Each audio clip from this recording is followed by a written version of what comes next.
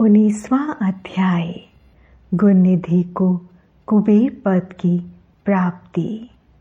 नारद जी ने प्रश्न किया, हे ब्रह्मा जी, अब आप मुझे यह बताइए कि गुणनिधि जैसे महापापी मनुष्य को भगवान शिव द्वारा कुबेर पद क्यों और कैसे प्रदान किया गया।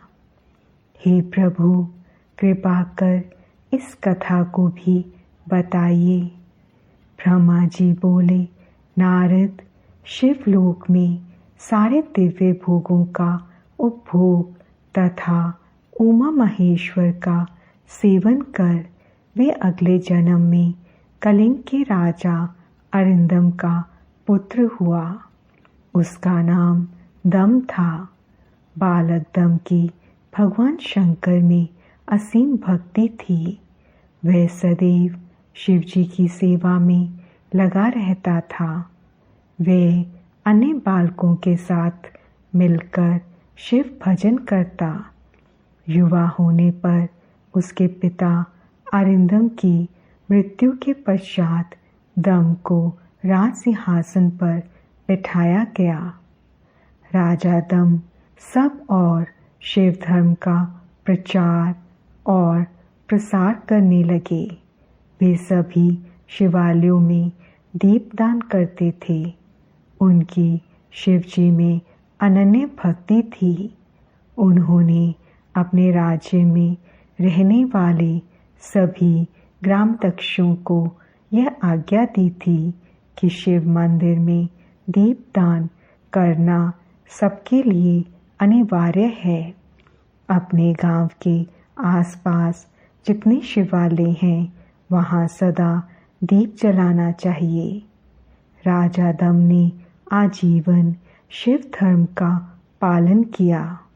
इस तरह वे बड़े धर्मात्मा कहलाए। उन्होंने शिवालयों में बहुत से दीप जलवाए। इसके फलस्वरूप वे दीपों की प्रभा के आश्रय हो मृत्युपरांत अलकापुरी के स्वामी बने। ब्रह्मा जी बोले, हे नारद, भगवान शिव का पूजन व उपासना महान फल देने वाली है।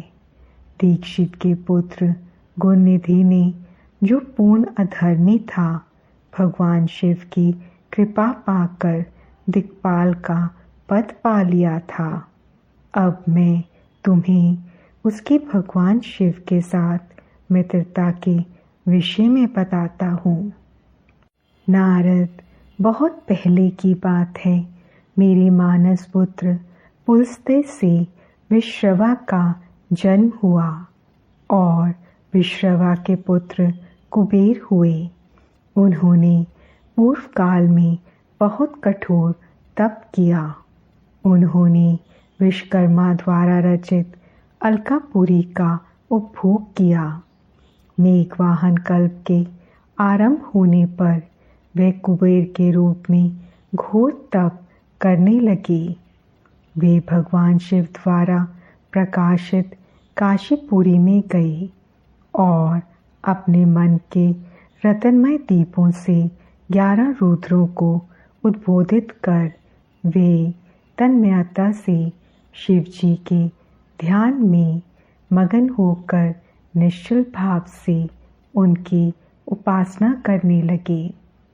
वहाँ उन्होंने शिवलिंग की प्रतिष्ठा की।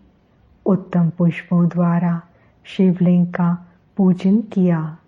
कुबेर पूरे मन से तप में लगे थे। उनके पूरे शरीर में केवल हड्डियों का ढांचा और चमड़ी ही बची थी। इस प्रकार उन्होंने 10,000 वर्षों तक तपस्या की। तत्पश्चात भगवान शिव अपनी दिव्य शक्ति उमा के भव्य रूप के साथ कुबेर के पास गए। अलकापति कुबेर मन को एकाग्र कर शिवलिंग के सामने तपस्या में लीन थे। भगवान शिव ने कहा, अलकापते, मैं तुम्हारी भक्ति और तपस्या से प्रसन्न हूँ। तुम मुझसे अपनी इच्छा अनुसार वर मांग सकते हो। यह सुनकर जैसे ही कुबेर ने आंखें खोलीं तो उन्हें अपने सामने भगवान नीलकंठ खड़े दिखाई दिए। उनका तेज सूर्य के समान था। उनके मस्तक पर चंद्रमा अपनी चांदनी बिखेर रहा था। उनके तेज से कुबेर की आंखें चौंधाइयाँ गईं। तत्काल उन्होंने अपनी आंखें बंद कर लीं। वे भगवान शिव से बोले, भगवान, मेरे नेत्रों को वे शक्ति दीजिए जिससे मैं आपके चरणार बिंदुओं का दर्शन कर सकूं। कुबेर की बात सुनकर भगवान शिव ने अपनी हथेली से कुबेर को स्पर्श कर देखने की शक्ति प्रदान की। दिव्य दृष्टि प्राप्त होने पर वे आंखें फाड़ फाड़ कर देवी उमा की ओर देखने लगे।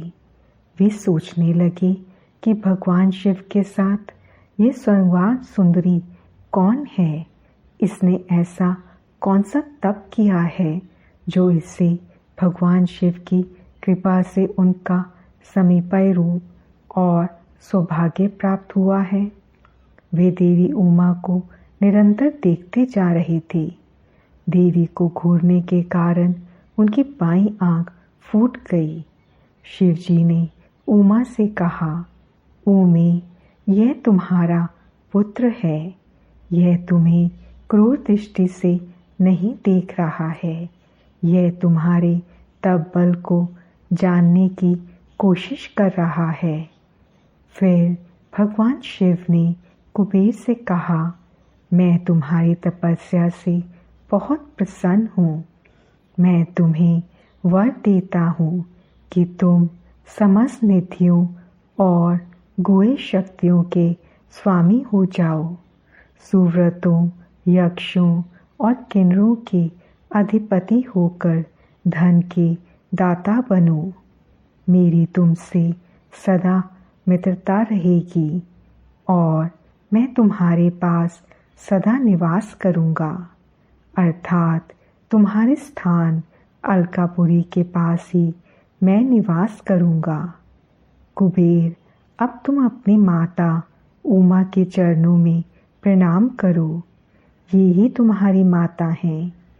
ब्रह्मा जी कहते हैं, नारद, इस प्रकार भगवान शिव ने देवी से कहा, हे देवी, यह आपके पुत्र के समान है। इस पर अपनी कृपा करो। यह सुनकर उमा देवी बोली, वत्स, तुम्हारी भगवान शिव में सदैव निर्मल भक्ति बनी रहे। बाईं आंख फूट जाने पर तुम एक ही पिंगल नेत्र से युक्त रहो। महादेव जी ने जो वर तुम्हें प्रदान किए हैं वे सुलभ हैं। मेरे रूप से ईर्ष्या के कारण तुम कुबेर नाम से प्रसिद्ध होगे। कुबेर को वर देकर भगवान शिव और देवी उमा अपने धाम को चले गए। इस प्रकार भगवान शिव और कुबेर में मित्रता हुई और वे अलकापुरी के निकट कैलाश पर्वत पर निवास करने लगे। नारद जी ने कहा, ब्रह्मा जी, आप धन्य हैं। आपने मुझ पर कृपा कर मुझे इस अमृत कथा के बारे में बताया है।